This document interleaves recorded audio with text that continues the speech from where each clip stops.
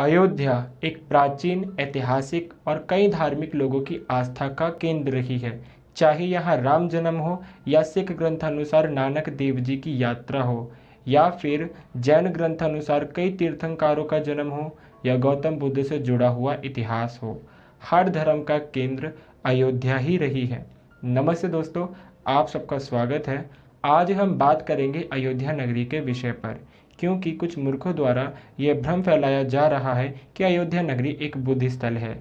इस विषय पर हम इस प्रपंच और नव बुद्धों के दावों का खंडन करेंगे। आजकल कुछ बौद्ध संगठनों और फर्जी बौद्ध द्वारा यह प्रचारित किया जा रहा है कि अयोध्या एक बौद्ध स्थल है, किंतु इससे पहले ये जान लेना जरूरी है कि बौद्धों की अयोध्या या साकेत कहाँ पर स्थित था, उसका भौगोलिक क्षेत्र क्या था, इस नगर की स्थिति क्या थी। बता दें आपको, जो वर्तमान में अयोध्या है यह सरयू नदी के तट पर स्थित है। सरयू नदी को कई नामों से जाना जाता है, जैसे घाघरा, सरजू, शारदा। ये हिमालय से निकलकर उत्तरी भारत के गंगा मैदान में बहने वाली नदी है, जो बलिया और छपरा के बीच में गंगा से मिलती है। अपने ऊपरी भाग में जहाँ इसे काली नदी के नाम से जाना जाता है, लेकिन बौद्ध ग्रंथों और हुबे सांग के यात्रा वृत्तांतों के अनुसार अयोध्या गंगा नदी के किनारे का एक नगर था। यहाँ बुद्ध ने अपना काफी समय व्यतीत किया था। संयुक्त निकाय में उल्लेख आया है कि बुद्ध ने यहाँ की यात्रा 2 बार की थी। इस सूक्त में भगवान बुद्ध को गंगा नदी के तट पर विहार करते हुए बताया गया है। इसी निकाय की अट्ठकथा में कहा गया है कि यहाँ के निवासियों ने गंगा के तट पर एक विहार बनवाकर किसी प्रमुख भिक्षु संघ को दान कर दिया था, जबकि वर्तमान अयोध्या गंगा नदी के तट पर स्थित नहीं है। साथ ही हुबे सांग के अनुसार गंगा तट पर स्थित अयोध्या में राजा अशोक ने 200 फीट ऊंचा स्तूप बनवाया था, जबकि सीयू की खंड 1 लंदन 1906 पृष्ठ 224 से 25 के अध्ययन से 7वीं शताब्दी में अयोध्या में बौद्ध धर्म के प्रभुत्व का संकेत मिलता है। इसके अलावा बौद्धों की अयोध्या के विषय में हुबे सांग का उल्लेख बहुत ही आवश्यक हो जाता है। आपको बता दें, हुबे सांग है कौन। हुबे सांग एक प्रसिद्ध चिन्नु बौद्ध भिक्षु थे। ये हर्षवर्धन के शासनकाल में भारत आए थे। भारत में 15 वर्षों तक रहे। उन्होंने अपनी पुस्तक सियुकी में अपनी यात्रा तथा तत्कालीन भारत का विवरण दिया है, जिसमें धार्मिक, सांस्कृतिक, आर्थिक और सामाजिक का परिचय मिलता है। आइए जानते हैं कि हुबे सांग ने अपनी यात्रा वृत्तांत में अयोध्या के विषय में क्या लिखा है।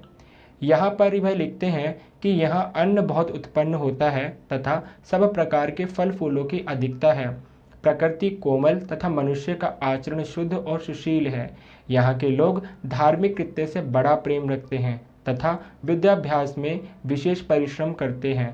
संपूर्ण देश भर में कोई 100 संघाराम और 3000 साधु हैं, जो हीनयान और महायान दोनों संप्रदायों की पुस्तकों का अध्ययन करते हैं। कोई 10 देव मंदिर हैं, जिनमें अनेक पंथों के अनुयायी निवास करते हैं, परंतु उनकी संख्या थोड़ी है।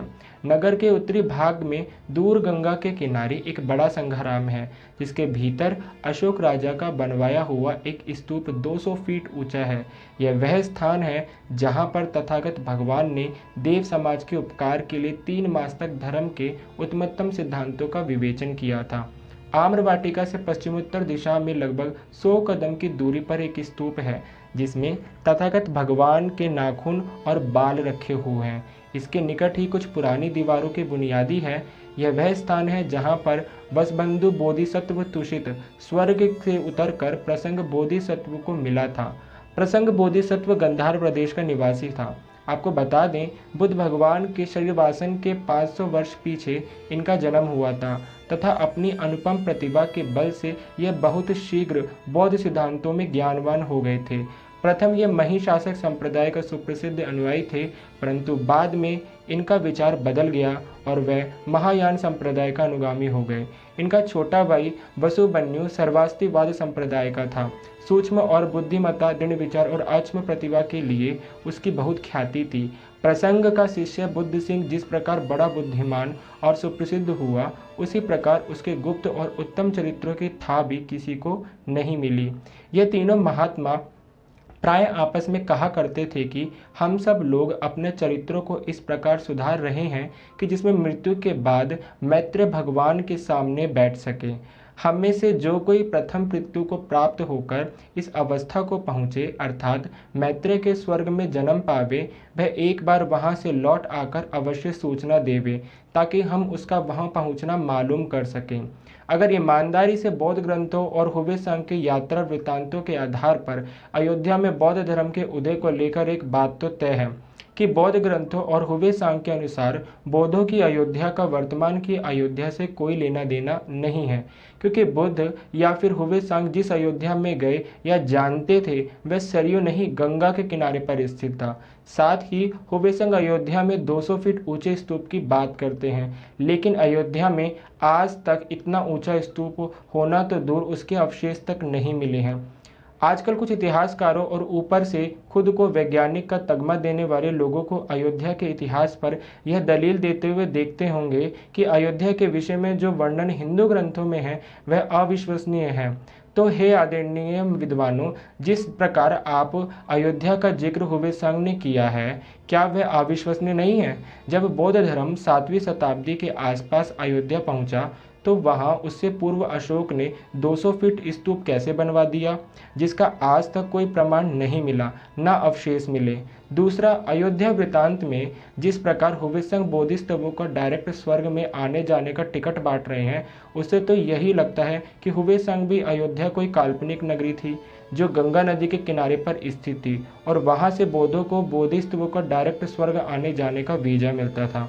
अगर हिंदू ग्रंथों में किया गया अयोध्या का वर्णन इतिहासकारों और विद्वानों को काल्पनिक लगता है, तो हुवे सांग के अयोध्या को साक्ष्यों की असफलता के चलते वर्तमान सरयू तट पर स्थित अयोध्या पर ही फर्जी दावेदारी सिद्ध कर रहे हैं। बौद्धों की अयोध्या या साकेत एक काल्पनिक नगर था जिसका उल्लेख हुवे सांग ने गंगा नदी तट पर किया है, जबकि हिंदुओं की अयोध्या एक वास्तविक स्थान है जिसका क्षेत्र सरयू नदी के तट पर तक था।